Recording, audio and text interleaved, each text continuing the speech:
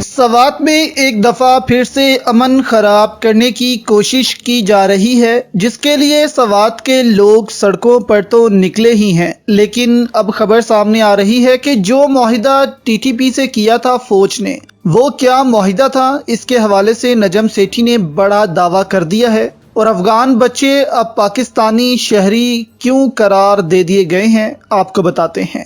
آپ کے خیال میں کیا دوستو ٹی ٹی پی سے کوئی معاہدہ کرنا چاہیے یا نہیں، یا ان کو ہتھیاروں سے سبق سکھانا چاہیے؟ آپ اپنی رائے اس پر ضرور دیں۔ اس وقت سوات میں کچھ ایسے واقعات ہوئے ہیں جن کی وجہ سے کہا گیا ہے کہ حالات وہاں کے خراب ہیں، اور ٹی ٹی پی دوبارہ سے سوات میں داخل ہو چکی ہے۔ اب اس پر سیکورٹی نافذ کرنے والے ادارے کہتے ہیں کہ یہ صرف افواہ ہے، ایسا کچھ بھی نہیں ہے۔ اور جو وین حادثے والی بات تھی کہ ٹی ٹی پی نے بچوں کی اسکول وین پر حملہ کیا، وہ غیرت کا ایک معاملہ تھا جس کو ٹی ٹی پی سے جوڑ دیا گیا تھا۔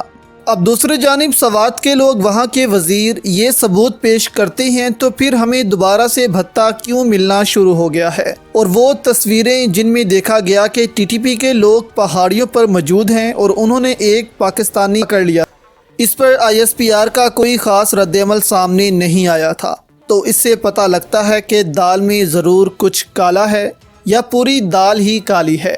اب اس پر نجم سیٹھی نے بڑا دعویٰ کیا ہے کہ کون سا معاہدہ ہوا ہے پاکستان کی فوج اور ٹی ٹی پی کے درمیان، اور کیا واقعی پاک فوج دوبارہ سے سوات میں آپریشنز شروع کر سکتی ہے؟ اس پر نجم سیٹھی نے کہا کہ دیکھیں، فوج اور ٹی ٹی پی میں کیا معاہدہ ہوا یہ کبھی بھی پتہ نہیں لگایا جا سکتا۔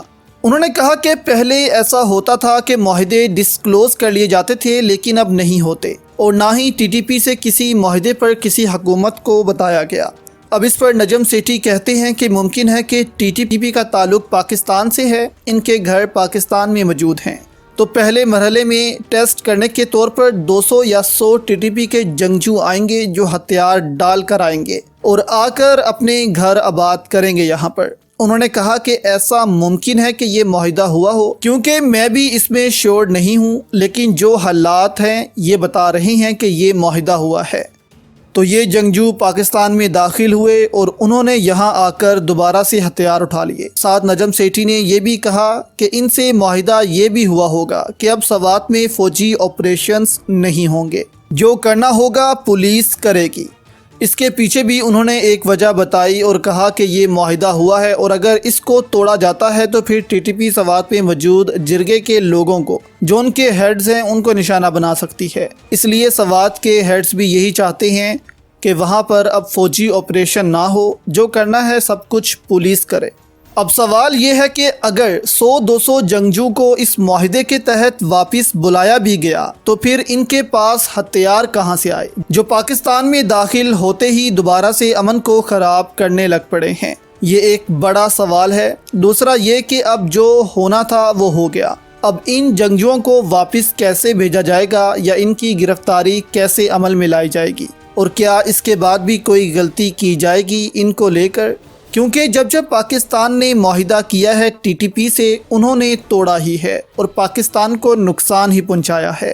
دوسری جانب جیسے کہ آپ کو معلوم ہے دوستو کہ پاکستان میں ایک بڑی تعداد میں افغان مہاجرین آباد ہیں۔ پاکستان اب ایک طرح سے ان کا گھر ہی بن چکا ہے، لیکن ایک نہ ایک دن ان کو واپس افغانستان جانا ہے۔ لیکن اب خبر سامنے آ رہی ہے کہ ان افغان مہاجرین کے بچے اب افغان بچے نہیں بلکہ پاکستانی بچے کہلائیں گے۔